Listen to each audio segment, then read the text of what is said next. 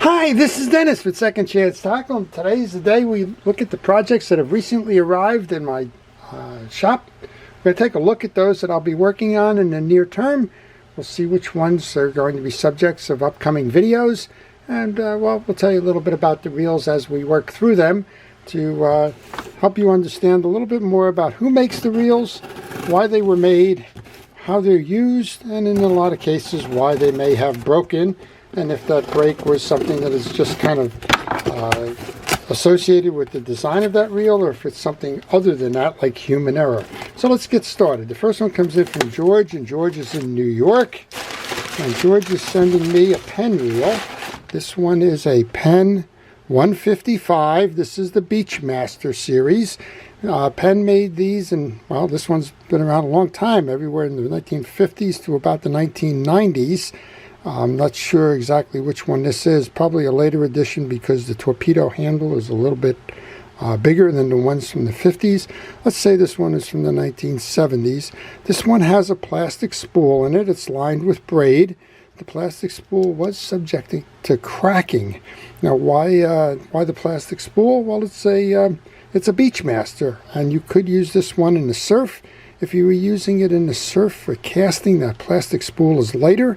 It would allow you to throw the line further because it had less resistance than the heavier metal spool. Well, this one's just plain not working. Let's just check, make sure that it's not tied off somewhere. Yeah, I'm not seeing it tied off anywhere, so it's stuck. That might be an example or a good reason why we should take a look at this reel, because it's just not working, and that's obviously nothing that's usual about that. So let's take a look, and we'll see. It's hard to turn. Yeah, I'll say it's hard to return. It's not working. All right, we'll see what we can do about possibly doing a why did this video reel fail kind of thing. All right, next one up then is from Blair. Blair is in Louisiana. So we're kind of covering a little bit here. We got East Coast, and then we got, well, down on the Gulf Coast. What's Blair sending me? Blair is sending me an older, what appears to be a Shimano. Now this is one of those little things, what gets me upset, not that I get upset much, but what gets me upset, I have no contact information or any story to tell, anything other than a name on a box.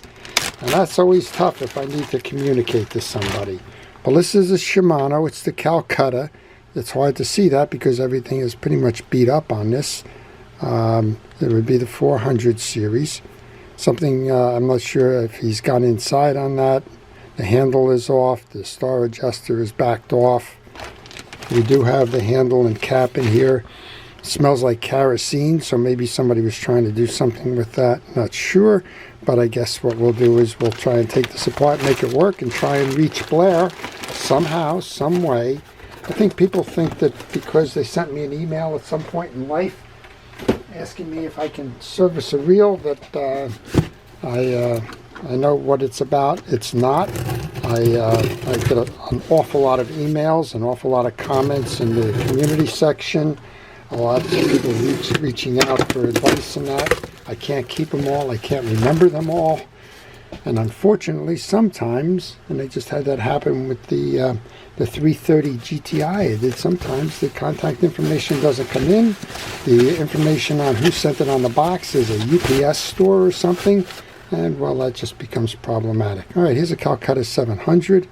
Wow, we're going to have a lot of interesting reels this week because this one doesn't turn either. Well, I don't know, but let's make that a video. Sometimes you learn more from your failures, right? It's sage advice. It's advice that they give you all the time, right? Don't fear failing. Failing is going to teach you an awful lot. And, well, that's one of the goals of the channel here, to teach you about fishing reels, about how they are made, why they are made, how to use them, and, well, how to fix them in the sense of the being a possibility that they have failed along the line. You learn a lot from the failures. You learn the design strengths, you learn the design weaknesses, you learn how to repair them, but you also learn things to look for if you were considering buying another reel. Well, the next up then are two reels that have been dropped off by a buddy of mine that sells at flea markets. He typically engages in buying fishing reel lots, either from folks that come up to him at the flea market, have something to sell, or Facebook Marketplace and the like. He brought 2 reels in that don't work. The first one is the Pen 78. I believe that goes by the name of Sea Scamp. It's part of the C series. It's very much like the Pen 85, but does not have the star adjuster. This is a direct drive reel. This one is probably pre-war. It has the wooden handle on it, and it's missing the reel seat. Well, I'm always kind of amused and somewhat perplexed by how the entire reel seat comes off. There's 4 screws that hold it on.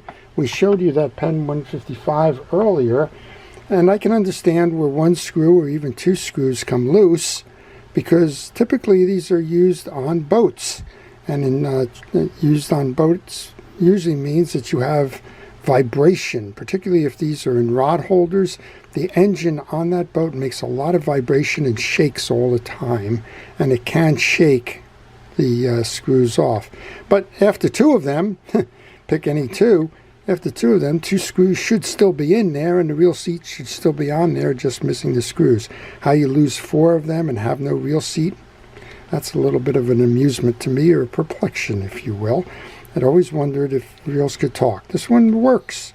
So we're going to try and find a reel seat for this one, and put this one back out into service, give this reel a second chance, and if I can find a reel seat, we'll do just that, and maybe we'll do the video on that as well. It's interesting that so far all of the reels that I have previewed don't work, right? So there's 2 sides to fishing reel service and repair. The first one says service, and you should service your reels on a regular basis. What's regular? Well, on about an annual basis is a good practice. If they're heavily used, do one at mid-season as well. And if they're lightly used, just make sure that you keep them oiled and cleaned, and maybe you can go just a little bit longer on that. But annually makes a whole lot of sense. Before the season starts or after the season ends is the best time to do that. Well, here's a Shakespeare. It also doesn't work. It's stuck. This is the Shakespeare Synergy. It's a smaller pond reel. It's a nice reel overall. It's very clean. This might just be a matter that there's some line that's stuck. It's obviously not in here. It might be stuck in a spool, might be trapped there. We're not sure, but he said he got it as a lot. Doesn't work, and if I could put it back together, he'd like to sell that. So there you go. All right, next one up comes from Wisconsin. So we've been in New York, we've been local here in New Jersey, we've gone down to Louisiana, and now going over to Wisconsin. This one comes in from Casey. Let's see what we have here. It's a 4-pound pack, so we have a couple of reels in here, I'm thinking.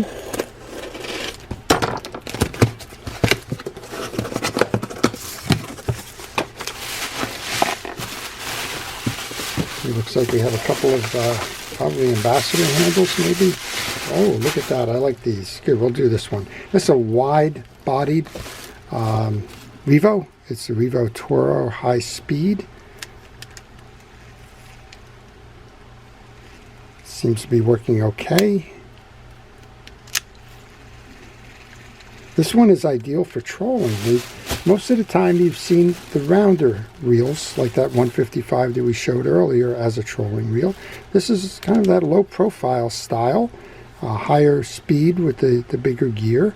And well, I haven't worked on one of these, so we'll do this. It's a Revo Toro High Speed with 7-ball burns. Well, looks like we have a second one. This is the Toro High Speed Ambassador. Okay, same reel. Maybe we have all 4 of them. Oh, we got something a little bit different. This is the Shimano 400HG. This is the Tranks. I think I've done a Tranks, but never hurts to do another one. You never know what I may have omitted or would have chosen to do differently from the video standpoint. So we'll see if we have the time to do the Tranks. And we have another Toro OS, this one in the white side finish, but I think, well, there's something different with this one. It's not marked high speed, but it looks like it from the gear set. It is marked 5 ball bearings. The other had 7 ball bearings. So we'll do a little bit of research, find out what the core differences are on this one, and see maybe if we can do that one as well. One more. And we have another Revo. This is, again, a Toro, and this is called the Beast. All right, so a couple of different flavors of the ice cream, but pretty much all ice cream nonetheless. We'll see if we can get a couple of those on the video to show you how they are, explain a little bit more about how they're used, and well, make some videos out of that. Very interesting set of reels that we have received in. Some very interesting projects. I look forward to doing them, and I hope you look forward to viewing those. If you have any questions on these, please leave them in the comments. If you do like the videos, please use that indicator to like the video as well. Before I leave, I want to thank our first responders, our police, fire, safety, rescue, everybody involved in keeping us out of harm's way. Truly do appreciate your efforts day in and day out. And I thank you for watching. Hope these videos are helpful to you. And please stay watching to see the upcoming videos. This is Dennis with Second Chance Tackle, wishing everybody a great day.